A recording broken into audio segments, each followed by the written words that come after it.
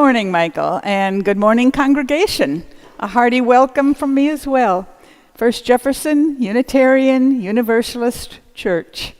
That's possibly the last time I will say it officially, because today our congregational meeting is our congregational meeting, and among other things, we have agreed to select a new name for ourselves.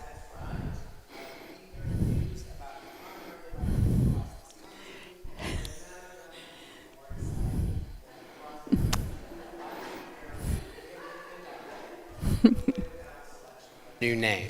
It has been exciting, hasn't it?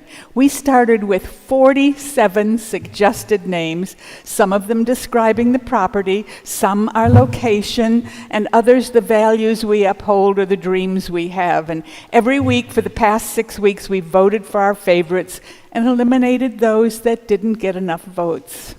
The name change committee has kept it exciting, allowing for votes online for people who couldn't make it into church, and also allowed friends as well as members to weigh in. But now we are down to 2 names. First Unitarian Universalist Church of Fort Worth, and All People's Church Unitarian Universalist. Only members who attend the congregational meeting this afternoon or members who attend online will be allowed to vote for this final decision. So by 3 o'clock this afternoon, we'll officially have a new name, right? Well, it depends on what you mean by officially. Intentionally, we will have a new name, but we still have to register it with the state, notify the Unitarian Universalist headquarters, and do all the large and small things the change will require. Redesign our stationery, find a new online URL, change our website address and all the email names associated with it, change the signs outside, which I see somebody taped to already change it. Notify the world of our historic condition, and I don't know, get used to saying the new name because the one we have now has become a habit. I'm tired just thinking about it. This really is a historic moment, and I wouldn't miss it for the world. I hope everybody feels the same. It requires a quorum to vote, so don't plan on anything after the service. There will be food, coffee, and a few moments for conversation before the meeting starts. Gavel up at 1. Be there. Yes, and are there any announcements today, Michael? I do have a few additional announcements, Okay. Thank you.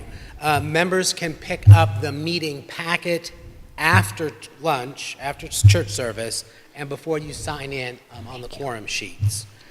We also have some plans for an intergenerational picnic next Sunday after services. This is being hosted by Sarah, the new RE director. She has a survey that's either posted online or there's a clipboard out in the hallway if you're interested. They'd just like to get a head count, and they'd also like to get some volunteer sign-up if you're interested in that as well. But you'll find both those things out on the table in the lobby. Okay, thank you. And now that we've got you all excited, let us begin our worship with some calming, beautiful music.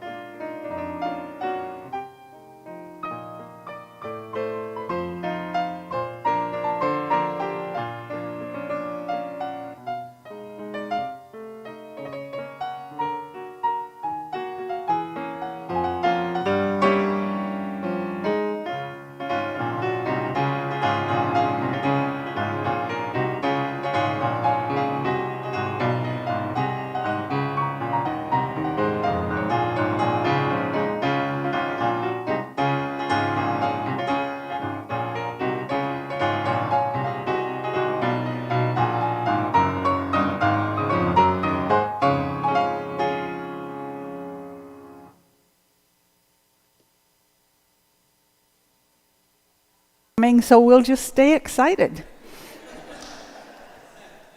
Within a circle of 1 meter, you sit, you pray and sing. Within a shelter 10 meters large, you sleep well, and rain sounds a lullaby. Within a field of 100 meters large, raise rice and goats. Within a forest 10 kilometers large, play with raccoons, hawks, poison snakes, and butterflies. Within a circle 10,000 kilometers large, walk upon the earth. Within a circle 100,000 kilometers large, swim in a sea of shooting stars.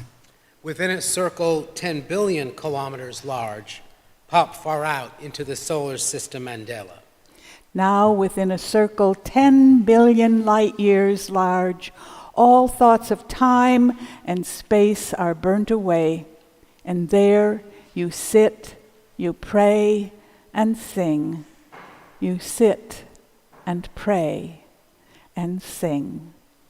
So let us sing. Love will guide us. Number 131, if you're using the hymnal. The words will be on the screen.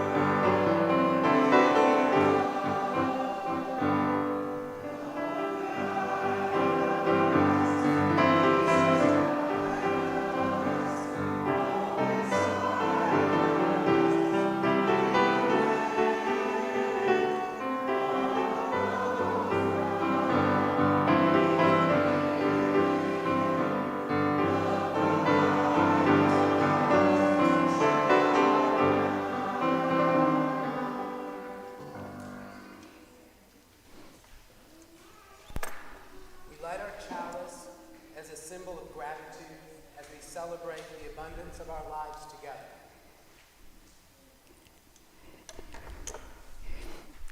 And in this sanctuary, we harvest bushels of strength for one another and offer our crop with the hands of compassion and generosity. In the authentic and gentle manner of our connections, we cultivate a simple sweetness to brighten our spirits. May we be grateful for the ways we nourish and uplift each other, for it is the sharing of this hallowed time together that sustains us. Michael, would you please lead us in the affirmation? Certainly. Love is the doctrine of this church. The quest of truth is our sacrament, and service is our prayer. To dwell together in peace, to seek knowledge in freedom, to serve others in community, to the end that all souls shall grow into harmony with creation. Thus do we covenant with one another. Please be seated. The question for the day is, I'm just one person in a world of billions. How can I make a difference in my life, with my life, and for the lives of others? And now I would like to invite children of all ages, people of all ages, to come forward for the story time. Do we have anybody ready for the story? Yes, please come.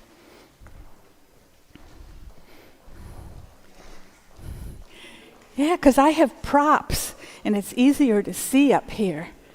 Oh, do I have props? Oh, my goodness. I may even need some help here. All right. I have in this lovely dish, this glass dish, so you can all see, some earth from my garden. And it is rich and healthy soil that I have been adding compost to. And it is going to be representative of the soil of our world. So I'm going to put it there for a while. For thousands of years, Native Americans had lived on this land that was rich in animals and plentiful food. The soil was healthy. And then Europeans came, and the Europeans thought they had a better way of doing things. And when they came to the Americas, they brought different ways with them. First they came and they took the land. They became owners of the land rather than sharing it in the way that Native Americans had done. They took over and controlled the land and the native peoples, and many of the original people died or were hurt or were forced to live in ways that were very different from what they were used to. There is a really big word that is used to describe the controlling of land and the people who live on it. It's colonization. They added colonization to the soil. Oh, you know what? Nope, I can't take the top off. I'll just have to do generous squeezings. All right. These Europeans also brought a new way of being together. This way of being together would not allow women to own property or even vote, though they called their government a democracy. This way of being together is called patriarchy. Patriarchy is a fancy word for the idea that men know more than women, and they added patriarchy to the soil of our land. I think I should have practiced this before I did it, because I didn't know the sand came out so slowly. But we've got time. And then these Europeans decided that while the land was rich and grew lots of things, they could grow even richer themselves by forcing others to work the land for them. So the Europeans brought slavery to America. And they forced people from Africa onto ships and brought them across the ocean, and they made them work the land without money, and they called this slavery, and they added slavery to the soil. The soil is not looking so good anymore. Over time, other things were added to the soil, not letting people love who they wanted to love. Yeah. Oh, that's ugly. Not helping people who were disabled live as well as people who weren't.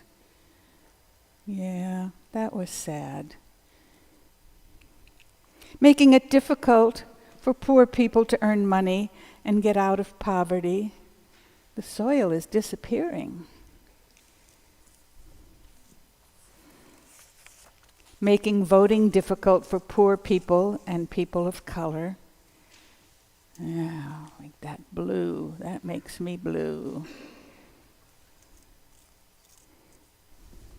Putting people in prison for little problems instead of helping them solve their problems. Polluting the soil, the air, and the water. Oh. Ooh, that one's black. The word we use for deciding to do all these things is supremacy. That's a big word that means a small group of people control many different things in our world and make it difficult for people who are not like this group to live differently. Now, some of these things that were added to the soil were changed over time. Women were now allowed to vote. We can take some of that out. There's no longer slavery. We can take that out. But there's still not equality. These things still exist, just in different ways. In many states, women still cannot do what they want to do with their bodies. Slavery as it existed 200 or 400 years ago no longer exists. But it's taken on a newer form as people are still paid poorly, and not at all in this country. All of these things are still in our soil. This is an allegory for the things that are in the soil of our very lives. The colors are pretty sometimes, and some people like the soil this way. But how can good food and other good things grow with these bad things in the soil of our lives? How can we be healthy if we can't grow good food or have good things in our lives? How can we get back to the good soil? This is hard work. This is hard because the sand is small and it gets into everything.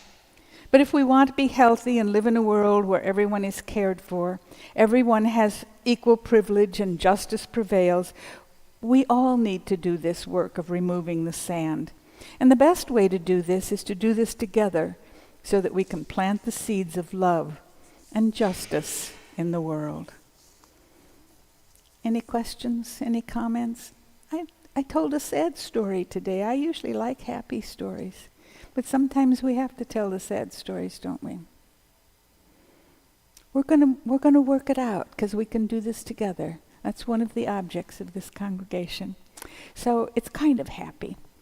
And I'm going to donate the sand to the RE program so you can make pretty things and help the soil grow here. So if the kids are going to go back to their corner here, or our little children are going to go to the nursery, that would be great. Misha, can you play them out?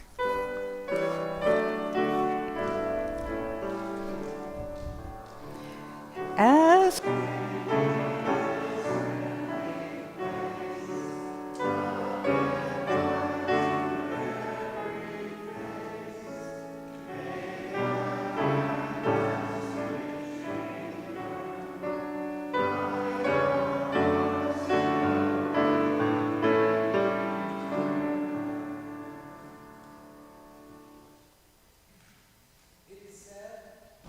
Loves a cheerful giver, yet will accept from a grouch as well. As the ushers prepare to take this morning's offering, may each of us look into not just our wallets or our checkbooks to see how much we have with us. Let us also look into our hearts and see what is available there. How much love, how much generosity, how much faith, how much gratitude, how much hope. And let us take our offering from that account. Remember as well that the Share the Plate offering continues to go to TLC, the Tarrant Literacy Coalition, which provides literacy training to both children and adults.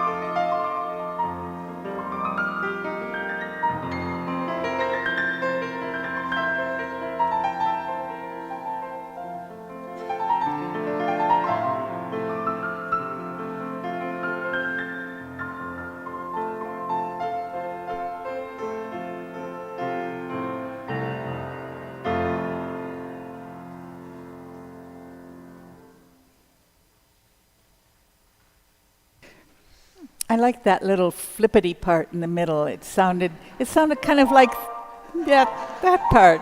It sounded kind of like thank you, and I also want to add a gratitude for gifts.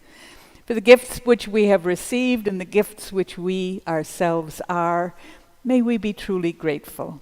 May we be committed to using these gifts to make a difference in the world, to increase love and justice, to decrease hatred and oppression, to expand the beloved community, to share and to keep sharing as long as we can. Amen. Michael? This first reading is by Marge Piercy. Its connections are made slowly. Connections are made slowly. Sometimes they grow underground. You cannot always tell by looking at what is happening. More than half of a tree is spread out in the soil under your feet. It penetrates quietly as the earthworm that blows no trumpet. It fights persistently as the creeper that brings down the tree. It spreads like the squash plant that overruns the garden and gnaws in the dark and uses the sun to make sugar. We too must weave real connections, real nodes, build real houses, live a life you can endure, make love that is loving, keep tangling and interweaving and taking more in, a thicket and bramble wilderness to the outside, but to us, interconnected with rabbit runs and burrows and lairs. Live as if you like yourself, and it may happen. Reach out, keep reaching out, keep bringing in. This is how we are going to live for a long time. Not always, for every gardener knows that after the digging and after the planting and after the long season of tending and growth, the harvest comes.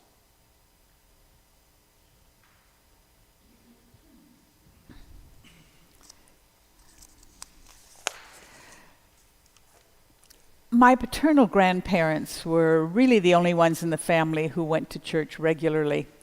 When I visited them, I went with them, and I enjoyed the classroom where we were told stories, we got to color pictures, and we sang lusty songs.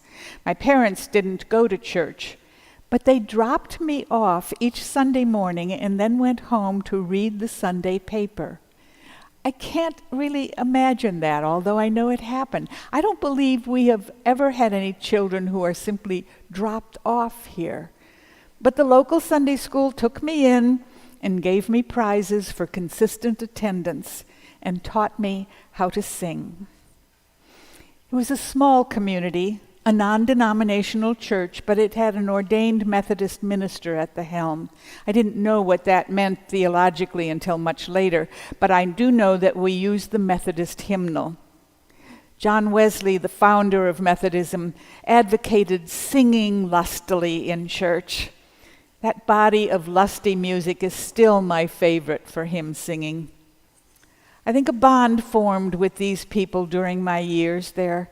My grandparents told me I was a Presbyterian, but in my heart, I thought although I never attended another Methodist church, I thought I was a Methodist. Throughout my adulthood and my ministry, my staunchest allies in interfaith clergy groups have always been the Methodists. But my real appreciation came when my Unitarian Universalist church in Marysville, Washington, bought a building from the local Methodist congregation and shared it with them for 2 years while they built a new church.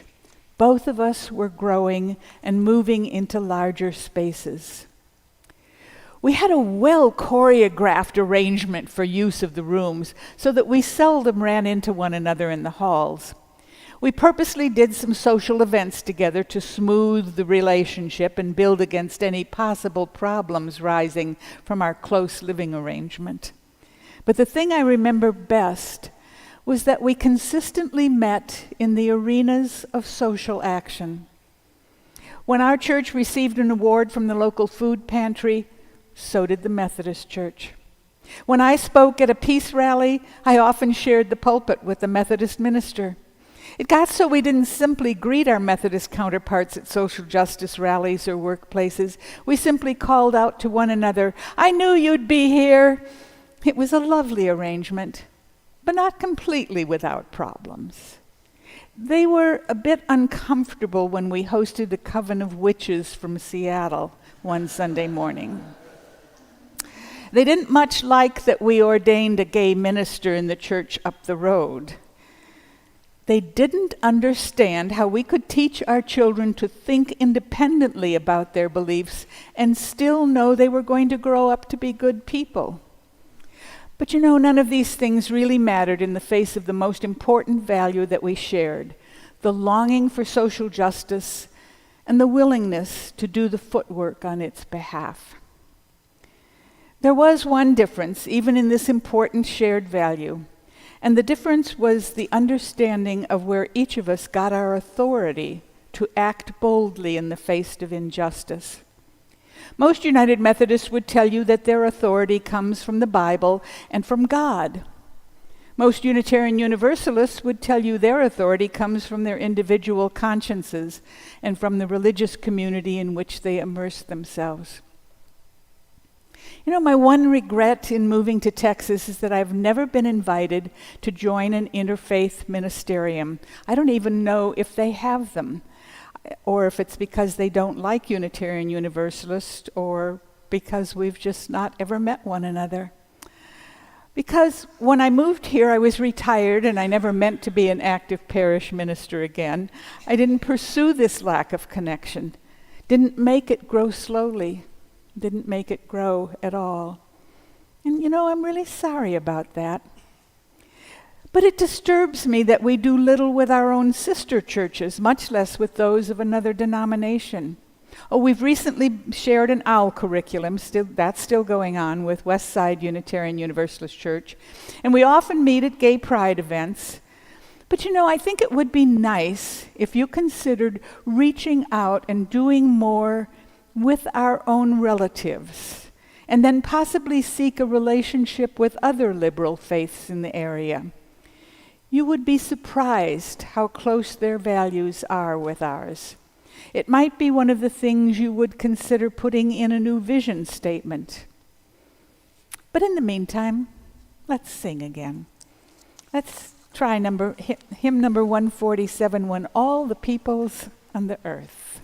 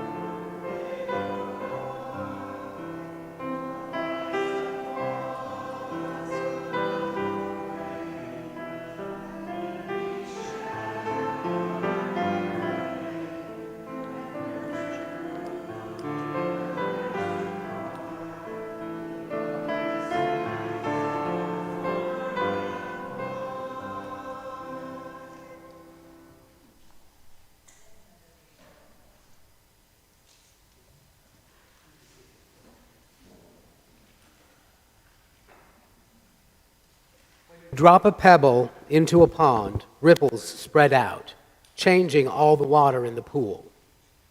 The ripples hit the shore and rebound, bumping into one another, breaking each other apart. In some small way, the pond is never the same again. Drop a pebble in the water, just a splash, and it's gone. But there's 100 ripples circling on and on and on.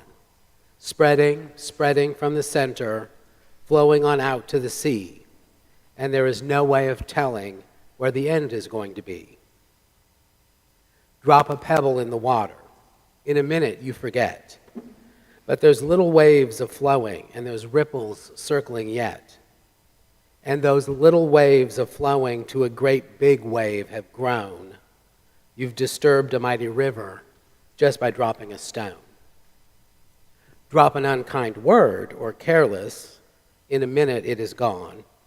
But there's 100 ripples circling on and on. They keep spreading, spreading, spreading from the center as they go, and there is no way to stop them once you've started them to flow. Drop an unkind word or careless, in a minute you forget, but there's little waves of flowing, and there's circles, ripples circling yet. And perhaps in some sad heart, a mighty wave of tears you've stirred, and disturbed a life was happy ere you dropped that unkind word. Drop a word of cheer and kindness, just a flash, and it is gone. But there's 100 ripples circling on and on and on, bearing hope and joy and comfort on each splashing, dashing wave, till you couldn't believe the volume of the one kind word you gave.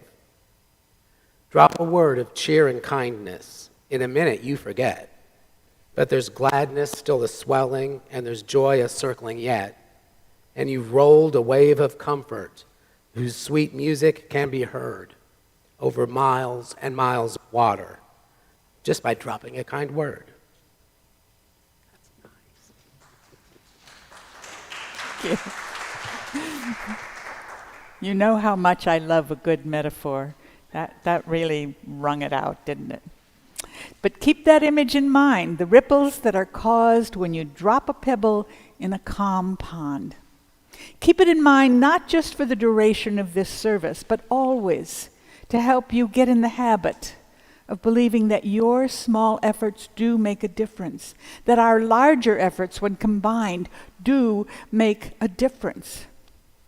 One of the downsides of Unitarian Universalist efforts, and we know we are not yet perfect, is that we are often able to provide a little time and more money toward the work of peace and justice because we mostly belong to the privileged groups of society. We, most of us that is, have the extra time and the extra money to give because we don't have to work 2 jobs to make ends meet, and we are able to obtain jobs that pay us a living wage. This is a good thing. But because we are often blind to the condition of our privilege, the time and money we give sometimes goes to maintain our privileges more than it goes to change the world. And this happens without our realizing it because we don't pay attention to what we have. We are privileged, most of us, by being born into the right skin in quotes. We are privileged, most of us, by our education and the jobs that we have open to us. We are privileged by the neighborhoods in which we live. We're privileged by the values we have been taught as children. We're privileged by the people we know. We're privileged by the invisible fence of freedom in which we move, and which we often forget exists. Yes, I know not all of us have high-paying jobs. Not all of us have jobs. Not all of us finish graduate school, and not all of us live in an upscale community. And some of us do not have good health, and some of us drink too much, and some of us are unhappy in love, and most of us make mistakes and hope no one notices. But if we open our eyes to the whole world, or even to this small part of the world that we call Dallas-Fort Worth, we could see that the worst off among us is probably better off than more people we would like to admit exists in the rest of the world. We are encouraged by our denomination to help break down the institutions of white supremacy. We are urged to UU the vote. We are exhorted to destroy many injustices and support even more causes. But it isn't easy doing this kind of work because deep down inside of us we know that when society changes, so will some of our privileges. It isn't easy to do voluntary simplicity. though we know we consume too much simply because we can. It isn't easy to consider becoming a green church, though we are aware of waste and what it does to the community. It isn't easy to eat the right things that will keep us healthy, much less to refrain from choosing things to eat that are in our stores because of the oppression of a class of people who harvest them but could never afford to eat them themselves. It isn't easy to invest our money in corporations that are socially responsible because we have the money and we want it to grow, and those aren't the places that give us the highest return. It isn't easy to complain that many of our schools are still only marginally integrated because we want our children to have the best education. It isn't easy to admit that most of our neighbors look just like us because we chose them when we moved into that neighborhood. And it is never easy to give up our privileges. It's never easy to admit that we have them. I look at my own ledger of financial contributions to the community, and I realize that I am heavy on the side of maintaining the arts as compared to maintaining people. Now, I won't stop doing that, for I cannot imagine a world where peace and justice reigns without the strong, inspirational, and supportive efforts of the arts community.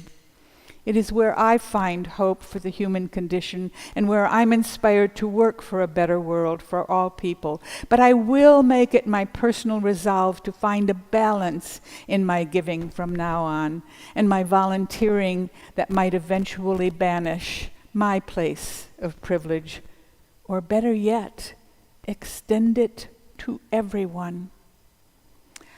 I invite you to look at your leisure at your own privileges, even if you feel overwhelmed and underappreciated by the social milieu. I invite you to think about sharing, about casting a stone or a dollar or a crust of bread into the pond of your own existence and imagining how it might change what goes on around you.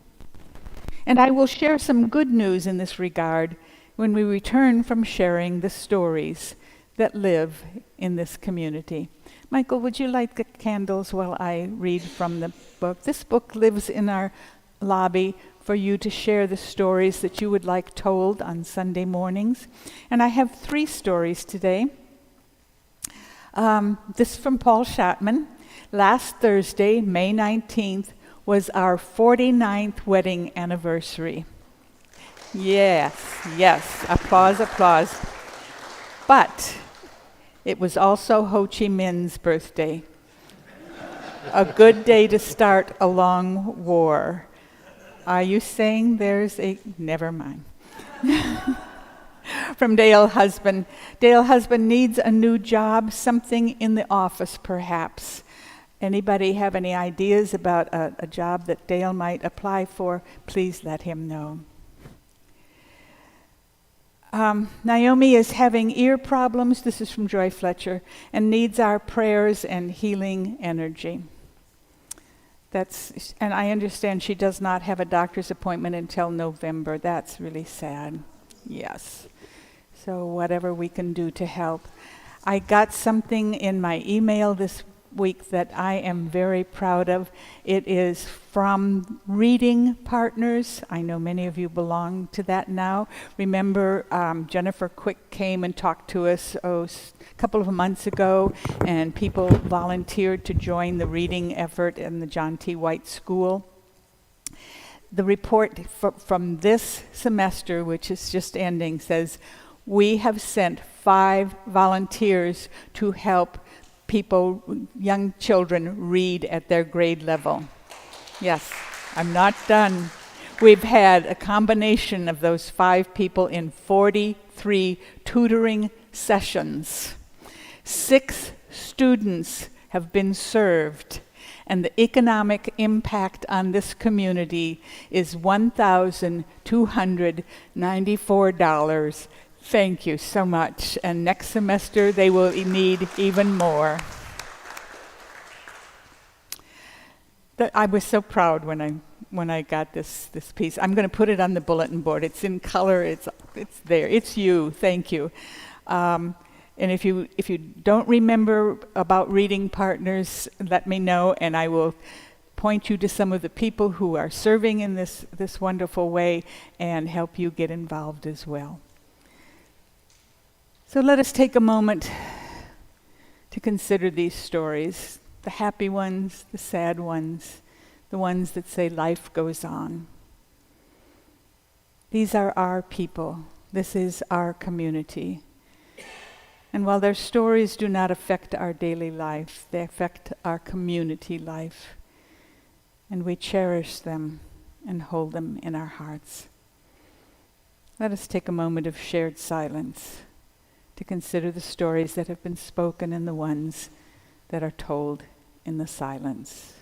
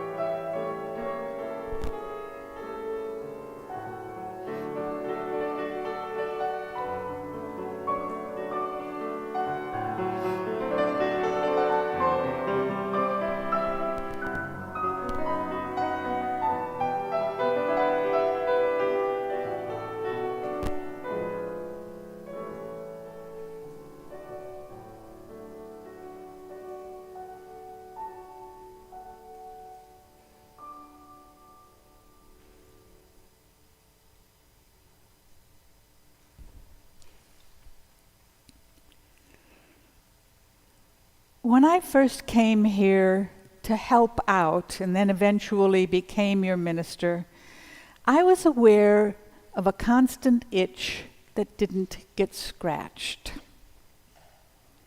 We have not had an active social justice committee since I have been here. And I've heard you say, we don't do enough to promote peace and justice. We need to form a committee. That has been a constant refrain for the past 3+ years. Well, I am happy to tell you that a social justice committee is coming into being even as we speak today. And I'm working with some people to help them in the steps of becoming part of the system of the congregation. And let me just name names to make it more real for you. Jane Collins, who joined First Jefferson just before COVID hit and had to delay telling us that her heart is with social justice work, has agreed to be part of that committee. But she said, I don't know how things are done around here, so I don't want to be chair. Or I would like someone to be co-chair with me. Well, that makes sense. And I told her the first thing we need to do is put together a committee position description, because I couldn't find one from when you did last have a committee. What the purpose of the committee is, their responsibilities, their tasks, and who they look to for support and partnership.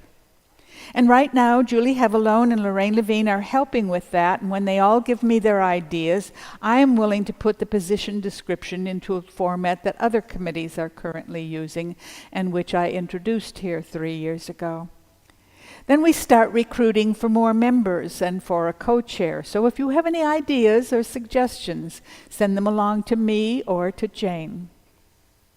One of the pluses of having a committee to help us do social justice work is their ability to identify and select other groups that are already organized and join them for stronger, concerted efforts to find justice and encourage peace. Last week, on very short notice, Jane and others were able to gather 12 of our members to join the March on Supporting Women's Reproductive Health that was held in downtown Fort Worth.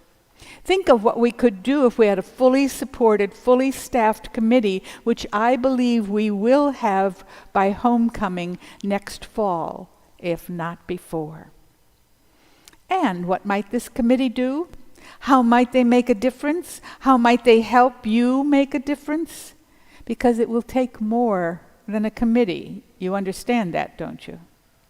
The reading I chose for the call to worship was one that I had originally pulled to use for a conversation on earth-centered faith, or on deepening the spiritual senses. And yet, as I asked myself the hard questions I've been asking you this morning, I saw how this reading hinted at those difficulties I mentioned before and how we might re-examine them. So I'm going to read it to you again, adding comments that might suggest directions for our social justice efforts in the future. Within a circle of 1 meter, you sit, you pray, you sing.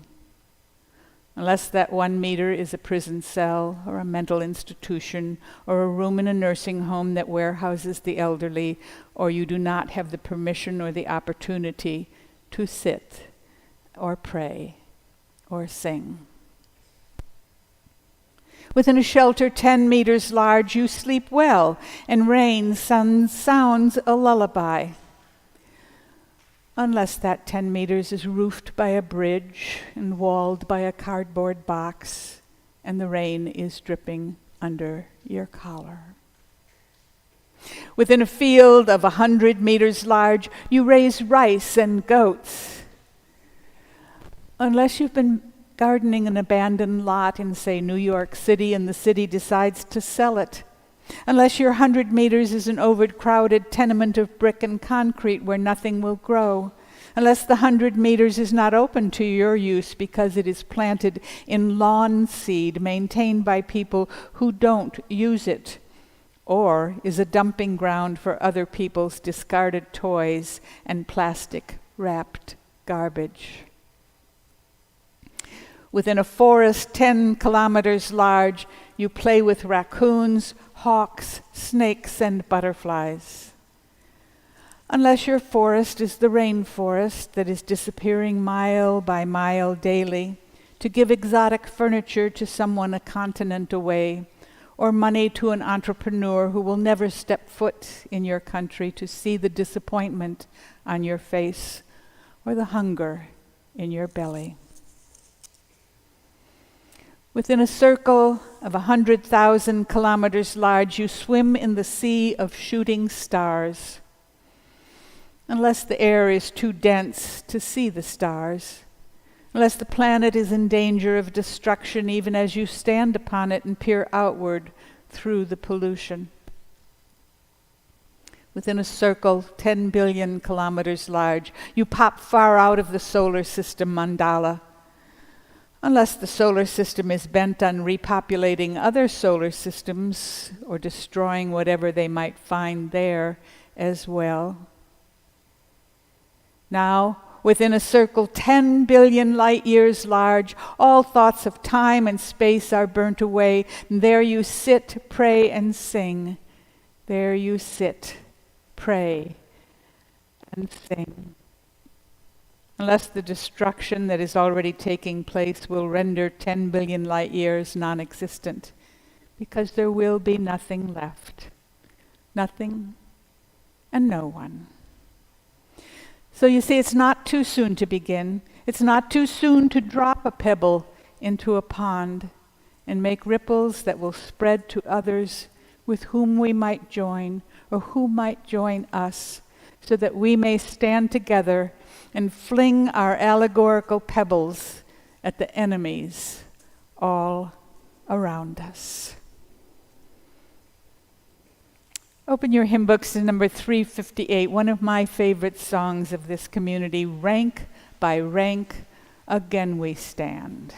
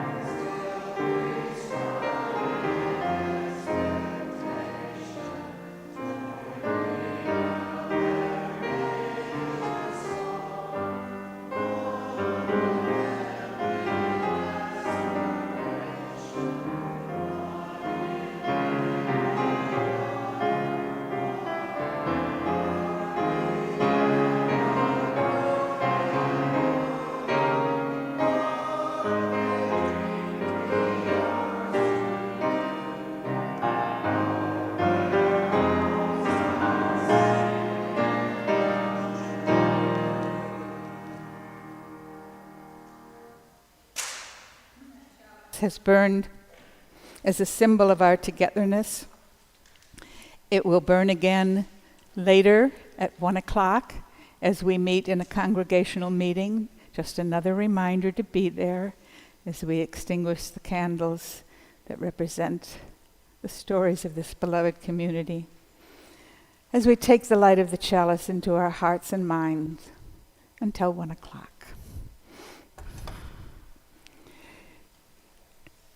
We leave this gathered community, but we don't leave our connections, our concerns, our care for one another. Our service to each other, to the world, to our faith continues. Until we are together again, friends, be strong, be well, be true, be loving, and come back in an hour. Go pick up your boxed lunch, your congregational meeting pamphlet, and be ready to join to do the important work of this community once again.